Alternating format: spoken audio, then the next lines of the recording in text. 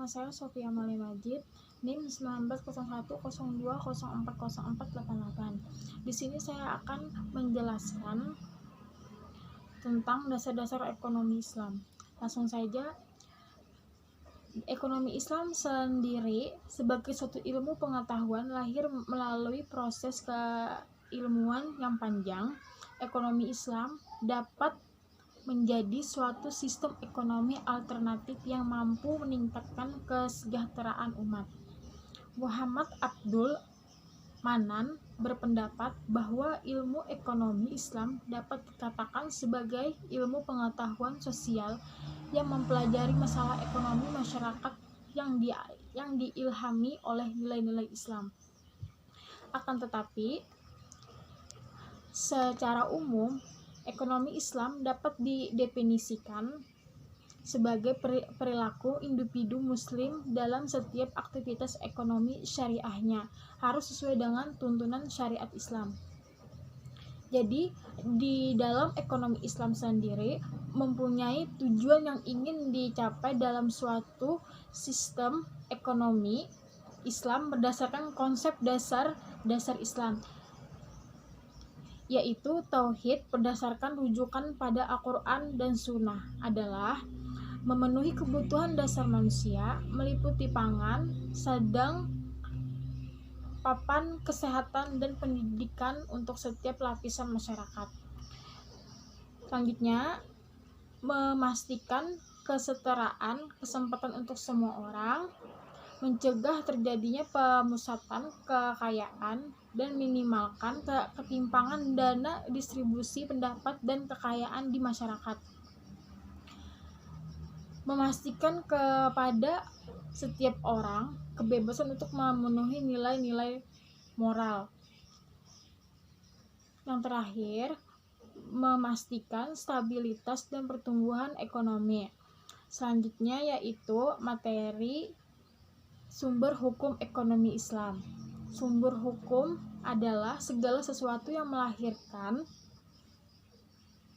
atau menimbulkan aturan yang mempunyai kekuatan yang bersifat mengikat, yaitu peraturan yang apabila dilanggar akan menimbulkan sanksi yang tegas dan nyata.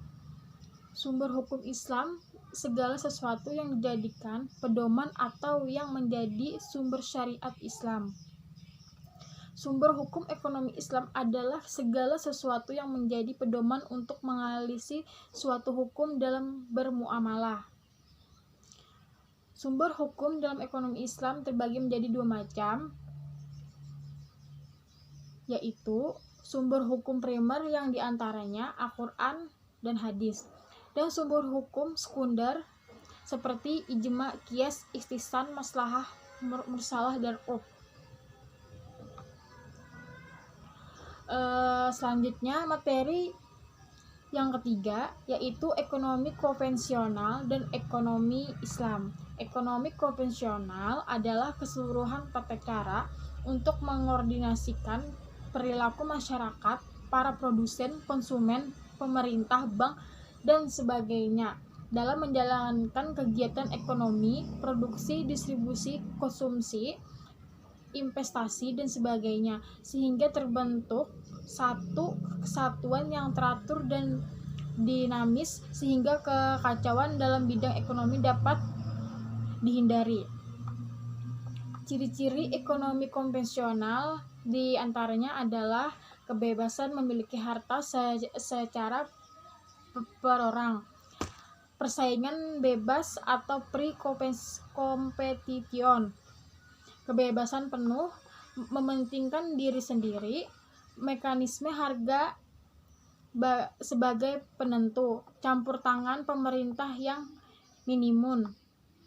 Sedangkan ekonomi Islam adalah ekonomi yang dilaksanakan dalam konkret penerapan ilmu ekonomi sehari-harinya bagi individu, keluarga, kelompok masyarakat maupun pemerintah.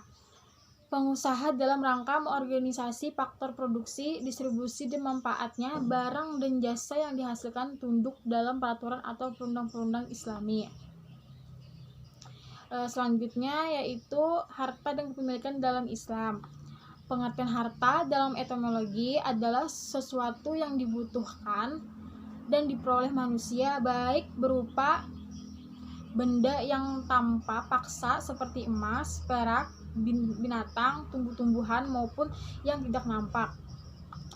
Yakini manfaat seperti kendaraan, pakaian, dan tempat tinggal. Menurut ulama Hanifiyah, harta adalah segala sesuatu yang dapat diambil, disimpan, dan dapat dimanfaatkan.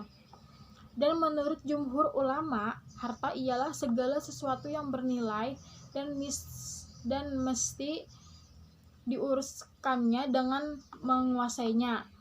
Pengertian kepemilikan adalah hubungan syariah antara manusia dengan sesuatu harta yang memberikan hak mutlak kepada orang itu untuk melakukan manfaatnya atas sesuatu itu dan mencegah orang lain untuk memanfaatkannya. Sebab kepemilikan individu dalam Islam yaitu bekerja, waris, pemberian harta negara kepada rakyat, dan harta yang diperoleh tanpa kompensasi, tenaga, dan harta. Selanjutnya yaitu riba, gharar, dan masyir dalam Islam. Baik untuk pengertian riba sendiri ialah riba berarti pengambilan tambahan dari harta pokok atau modal secara batil. Maksud dari tambahan di sini yaitu tambahan kuantitas dalam penjualan aset yang tidak boleh dilakukan dengan perbedaan kuantitas. Tambahan dalam hutang yang harus dibayar karena tertunda pembayarannya, seperti bunga hutang, dan tambahan yang ditentukan dalam waktu penyerahan barang berkaitan dengan penjualan aset yang haruskan adanya serah terima langsung. Misalnya, penjualan rupiah dengan dolar harus ada serah terima secara langsung. Apabila ditunda serah terima tersebut, maka ada unsur riba. Pengertian gharar sendiri, gharar merupakan bentuk keraguan, tipuan, atau tindakan yang bertujuan untuk merugikan orang lain.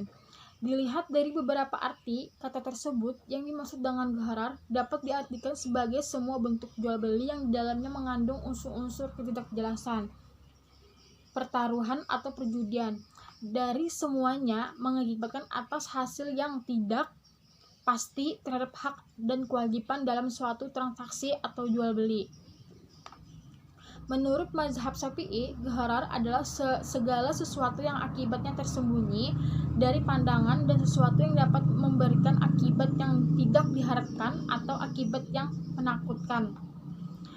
Dan masyir adalah jadi sesuatu bentuk permainan yang mengandung unsur taruhan dan orang yang menang dalam permainan itu berhak mendapatkan taruhan tersebut. Maisir yaitu perjudian. Ini adalah salah satu tindakan kriminal yang dimaksud dengan tindakan-tindakan melawan peraturan perundang-perundangan yang bersumber dari Al-Quran dan hadis.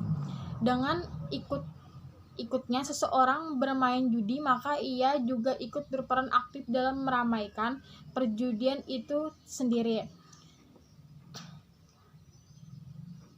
Yang terakhir, mengenai dasar-dasar ekonomi Islam tentang konsep uang dalam perspektif hukum Islam.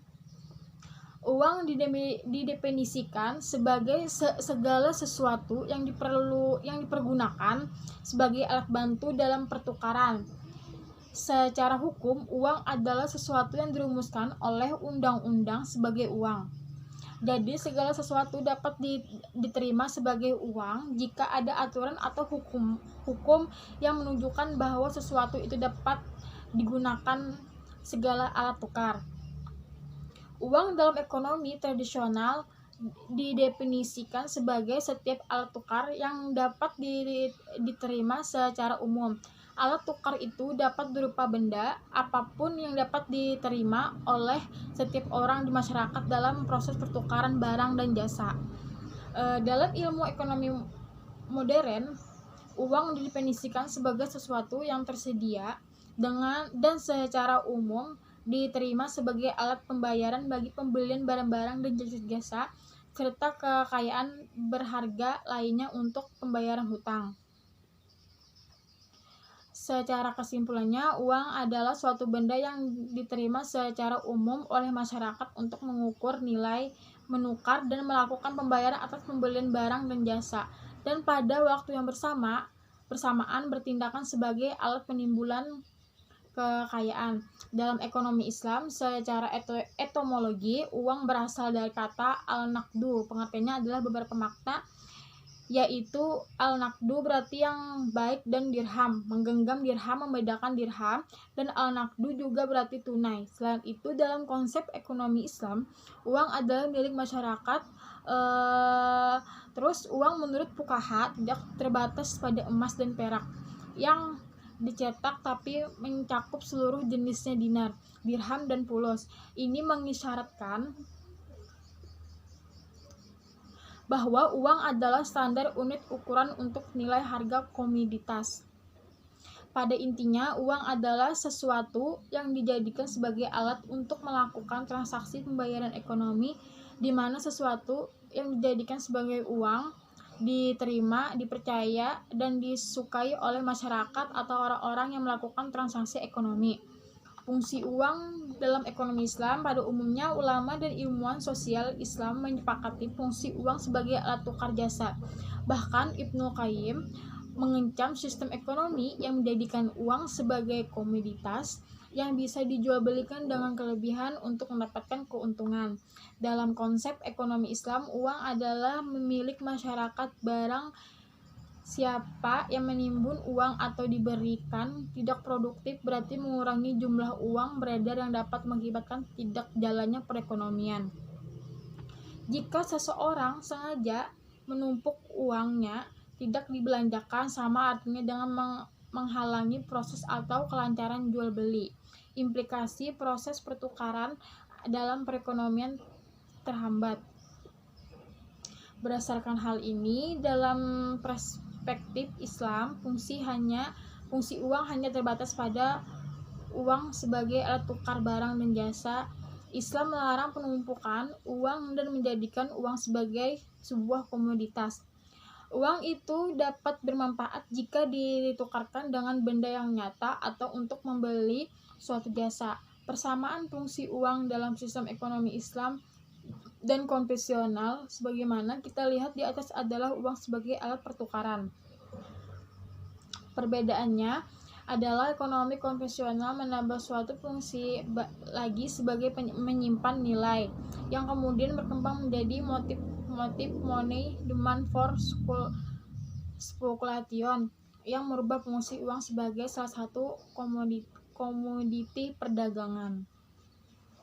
Sampai di sini penjelasan saya. Assalamualaikum warahmatullahi wabarakatuh.